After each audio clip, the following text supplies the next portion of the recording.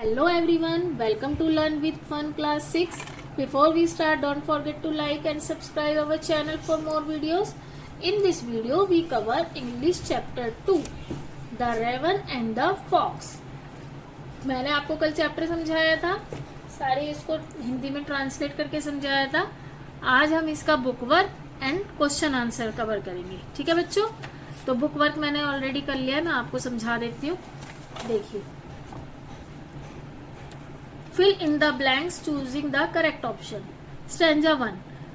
Mr. Raven is a bird थे या frog? Obviously सबको पता है bird थे. The name of the fox is, क्या था fox का name? Raven था या Reynard? Reynard था.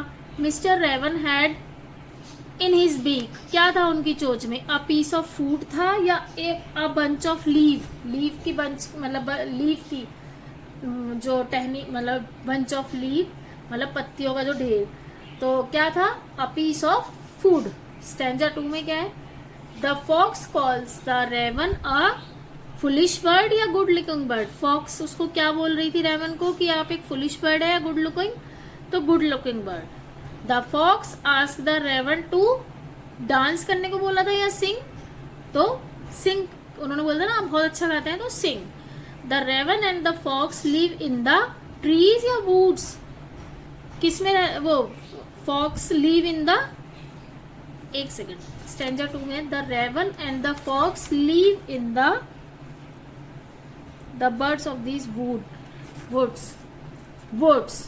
ओके बच्चों. स्टैंजा 3 है the raven dash then he croak. उसे क्या याद था या भूल गया था कि वो तो सिर्फ काउ काउ करता है? क्रॉक्ड. तो क्या था? वो भूल गया था कि वो गा नहीं सकता, वो काउ काउ करता है. Forgot. The raven open its beak to, किस लिए उसने अपने बीक को ओपन किया था चोंच को? खाने के लिए या सिंग के लिए? नो, सिंग के लिए करा था, गाना गाने के लिए, तो sing. The dash fell down, क्या गिर गया था नीचे? रेवन गिर गया था या फूड? फूड गिर गया था, तो इसमें आएगा फूड. स्टैंजा 4 है the fox ate the raven, क्या हुआ था? स्टैंजा 4 द फॉक्स लाफ्ड, तो क्या आएगा? लाफ्ड. लुक्ड नहीं, laughed. It is not to be too proud of oneself, मतलब वाइज कि मतलब वो उसमें कोई समझदारी नहीं है कि हम मतलब प्राउड वो करें खुद पर. The raven learn a teaching आएगा या लेसन? तो the raven learn a lesson. Next है read the poem again and match the words in column A with their meanings in column B. Check your answer with your teacher and classmate. अब इसमें क्या करना है? Column A and B में इनको matching करना है, किससे क्या मैच होगा. तो इसमें आप पहले ये सारे कॉलम ए के देख लीजिए. इसमें पर्च, मोरसेल, सीक, प्राइड, आइड, लिम, वुड्स, तो इनका मिलान करना है, मतलब मैचिंग करनी है. तो पर्च मीन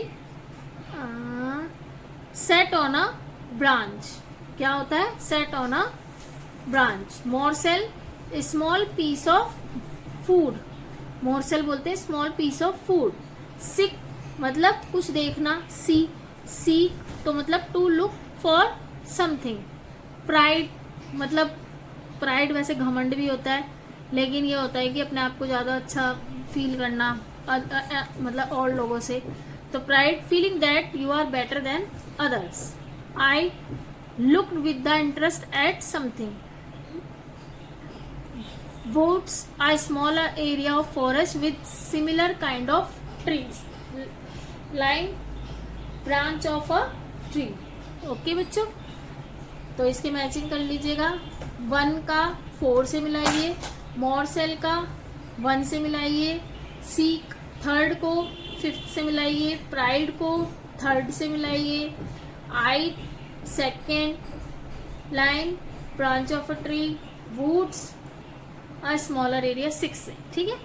अब है let us think and reflect. Look at the picture and number them in that order that they happen in the poem. आपको ये पिक्चर देखनी है. अब इसमें ये बताना है कि ऑर्डर से लगाना है कि इसमें पहले क्या हुआ, after then after then after.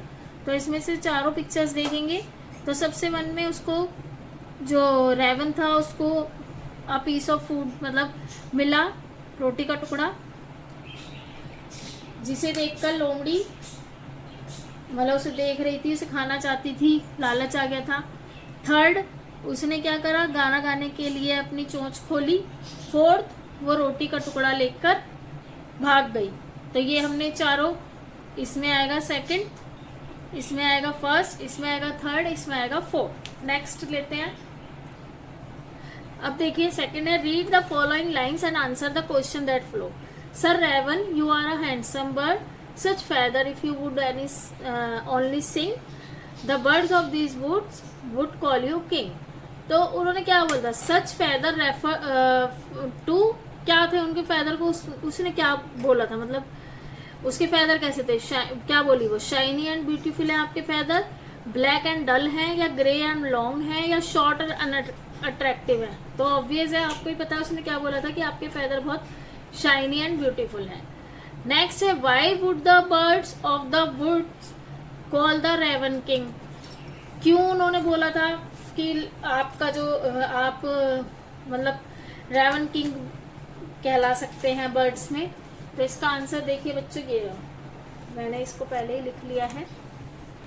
The birds of the woods would call the raven king because The fox said his voice, fox ने बोला your voice would be impressive, बहुत impressive है, he was very handsome, if he sang, अगर वह गाना गाएंगे, he would be king। ये इसका आंसर है, देख लीजिएगा। नेक्स्ट है, why does the fox address the raven as sir, क्यों उसने रेवन को सर बोला था। The fox addresses, yes आएगा। द रेवन एज सर क्यों बोला था, बिकॉज फॉक्स फ्लैटर हिम, उसकी चापलूसी कर रही थी, एंड ट्रिक हिम, उसको मतलब ये कह रही थी कि वो मेरी बातों में आ जाए ताकि मैं उससे वो रोटी का टुकड़ा ले लूं, तो उसको चापलूसी कर रही थी, ये उसकी ट्रिक थी। नेक्स्ट है, the raven who did not see the joke forgot that his voice was just a croak, he open his beak in his foolish pride. तो इसका क्या है, why did the raven open his beak, क्यों खोली थी उन्होंने बिक। तो इसका आंसर आप लिखिएगा, द रेवन फॉरगॉट दैट, भूल गया था, his voice is just a croak, sorry ये इसका आंसर नहीं है, ये है। Why did the raven open his beak, the raven open his beak because क्या, he wanted to sing and felt proud the fox flattery, मतलब उसे बहुत महसूस हो रहा था प्राउड कि मतलब मैं गा सकता हूँ, गाना चाहता हूँ, फ्लैटरी, फॉक्स की बातों में आ गया था वो, इसलिए उसने अपनी चोंच खोली थी गाना गाने के लिए। अब नेक्स्ट है, complete the following with one word that from the given lines. Fox के लिए क्लेवर यूज हुआ है, तो रेवन के लिए क्या यूज हुआ है, स्टैंजा 2 में देखेंगे तो फुलिश, तो इसमें क्या आएगा इसका answer, foolish. Why does the raven forget that his voice is just a croak, क्यों भूल गया था कि उसकी वॉइस तो एक क्रॉक, काऊ काऊ की तरह है। The raven forget, देखिए the raven forgot, get की जगह forgot that his voice is just a croak because he felt very proud, उसे बहुत घमंड महसूस हो रहा था और बहुत प्रेस, मतलब काफी अच्छा फील हो रहा था। वो भूल गया था कि उसकी जो आवाज है वो कोई मीठी आवाज नहीं है, वो तो सिर्फ एक फॉक्स ने उसके साथ धोखा करा था कि वो किस तरह मुंह खोले और उसका रोटी का टुकड़ा नीचे गिर जाए, पर वो उसकी बातों में आ गया तो वो felt very proud and pressed, मतलब प्रशंसा, उसको लगा कि मेरी प्रशंसा कर रही है तो ऑब्वियस है मेरी आवाज बहुत अच्छी होगी। तो रेवन भूल गया था कि उसकी आवाज अच्छी नहीं है, एज अ क्रॉक है। Next, how does Reynard make the raven sing, इसका आंसर देखिए, Reynard makes the raven, Reynard flatters him and press his feather, मतलब उसने यही तो कहा था कि किस तरह वो गाना गाए, तो किस तरह से उसको बोला, and says he would be king, मतलब तुम राजा बन सकते हो, इफ ही सैंग ब्यूटीफुली, अगर आप अच्छा गाएंगे, एक सुंदर सा सॉन्ग गाएंगे तो आप राजा बन सकते हैं। तो इस तरह से उसने उसको फ्लैटर करके बोला। नेक्स्ट क्वेश्चन है, why does Reynard say that pride is not wise, क्यों बोला था रेनर्ड ने, Reynard says that pride is not wise because to teach him, उसको मिला a lesson, उसको एक सीख मिली, that pride made him lose, मतलब जिस उसके उस प्राइड ने उसकी बातों से क्या करा था, उसका खाना उससे चला गया था, उसने अपना खाना खो दिया था, तो ये उसको मिला। यही तो बोला था लास्ट में कि pride not wise, my friend is rather unwise, तो यही लेसन उनको मिला था। Give one reason why the teaching is quite a surprise, एक रीजन बताइए। तो इसका आप कुछ भी लिख सकते हैं, जैसे इसमें लिखा है द टीचिंग इज ये नहीं है बच्चों, the teaching is quite a surprise because we believe what people say but sometimes sweet word just triggers, मतलब यही बताया है कि कुछ मीठा बोलने से कई लोग, जैसे कि आपसे बोल दिया यार तू तो ये काम कर लेगा, तू तो ये होमवर्क 1 मिनट में कर लेगा, मेरा होमवर्क कंप्लीट कर दे, तो ये जस्ट ट्रिकर्स भी हो सकता है। Sweets words, not only sweets word, it's just a trickers, लोग बाग इससे आपसे काफी काम निकलवा लेते हैं। अब देखिए नेक्स्ट है imagine someone praise you too much, मतलब इमेजिन करो कि आपकी कोई बहुत प्रशंसा कर रहा है, हाउ वुड यू रिएक्ट, तुम कैसा रिएक्ट करोगे। देखिए जरूरी नहीं है, लेकिन इस के अकॉर्डिंग हम देख सकते हैं। देखिए आई वुड बी केयरफुल, मैं सावधान रहूंगा, and not let the praise affect, उनकी जो प्रशंसा उसको अपने ऊपर उसका अफेक्ट नहीं होने दूंगा या दूंगी। If the praise is true और if they want something from me, मतलब कोई आपकी प्रशंसा कर रहा है तो इसका मतलब ये भी है, अगर चापलूसी के थ्रू आपकी मतलब फ्लैटर्स, तो ये भी है कि उसको जरूर कुछ ना कुछ काम होगा जिसकी वजह से वो हमारी प्रशंसा कर रहा है। अब देखिए write the rhyming words from the poem one has been done for you, limb him. Stanza 1 में और क्या हो सकता है, देखिए स्टैंजा 1 ये रहा, इसमें देखिए स्टैंजा 1 बीक सिक, तो हमने लिख दिया बीक सिक। स्टैंजा 2 में वर्ड होगा, वर्ड, तो इसका क्या होगा, वर्ड के साथ आप क्या लिख सकते हैं, bird, word bird, word bird. Sing king, ये भी स्टैंजा 2 में सिंग किंग। स्टैंजा 3 में क्रॉक, नहीं जोक दे रखा है तो इसको इससे मिलता हुआ हम क्रॉक लिख सकते हैं। प्राइड आइड, ई प्राइड आइड, ये दोनों लिख दीजिएगा। नेक्स्ट है नो, तो इसको हम लिखेंगे ग्लो, और अनवाइज सरप्राइज, दोनों की सेम राइमिंग वर्ड्स है। Study the underline words in the poem for the raven held in his great big beak, the words big and big began with the same B sound, the song of sweet words, वही same S. तो हमें क्या निकालना है, beginning of words when two भी निकाल सकते हैं, मोर जो सेम साउंड, तो वुड वुड, ये दोनों सेम है। ऐसे ही हम एक और निकाल सकते हैं, इनसे वुड हो गया, वुड हो गया, सॉन्ग स्वीट, ऐसे ही आप निकाल सकते हैं।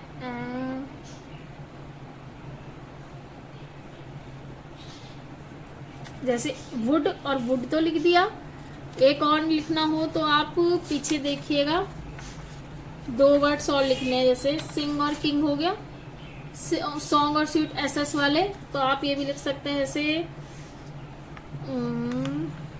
वर्ड और bird, bird and bird, would and would, big and big, big big, would और वुड, ये दोनों सेम हो गए, वुड वुड्स और वुड।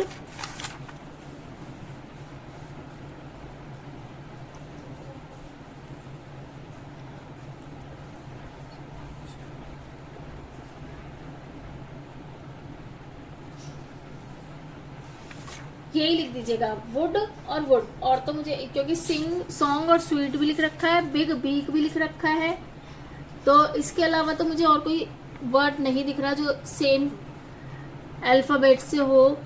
अगर आपको दिखे पूरी पोयम में तो आप मुझे जरूर बता दीजिएगा। हाँ ये कर सकते हैं, सेम साउंड, जैसे ग्लो और नो लिख सकते हैं, अनवाइज और सरप्राइज लिख सकते हैं।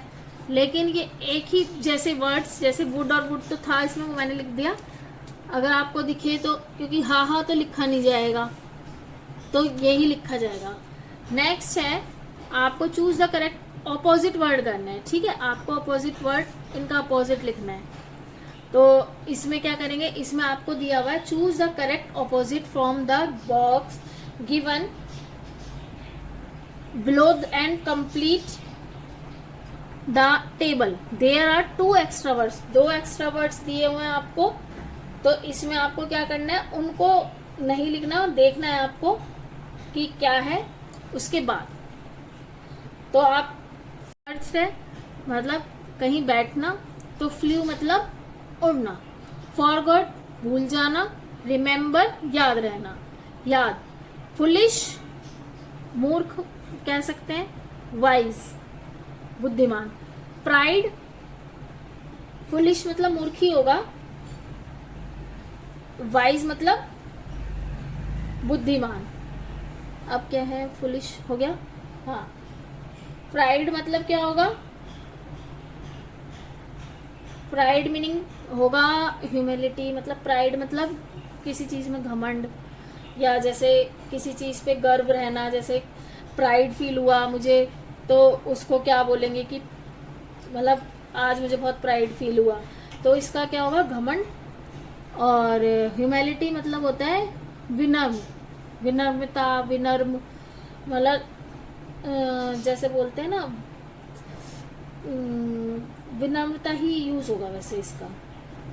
लाफ हंसना, क्राइड रोना, इग्नोर किसी चीज को इग्नोर करना, नोटिस मतलब किसी चीज को नोटिस करना, जैसे हमने उसे इग्नोर कर दिया लेकिन हमने उसकी बात नोटिस करी, तो इसका अपोजिट हो जाएगा। ग्लो मतलब चमकना, और डिम मतलब कम, लो। तो यूज एनी 4 वर्ड्स, इनमें से आपको कोई भी 4 वर्ड्स लेने हैं जिनके अपने सेंटेंस बनाने, मेक सेंटेंस ऑफ ओन। ठीक है बच्चों, आपका ये book work and question answer मैंने कंप्लीट करा दिया है। आई होप आपको समझ में आए होंगे। अगर आपकी कोई भी क्वेरी हो या कोई भी प्रॉब्लम हो तो प्लीज मुझे बताइएगा। Thanks for watching, like share and subscribe, keep learning, keep growing, always believe yourself. See you all in next video, bye everyone.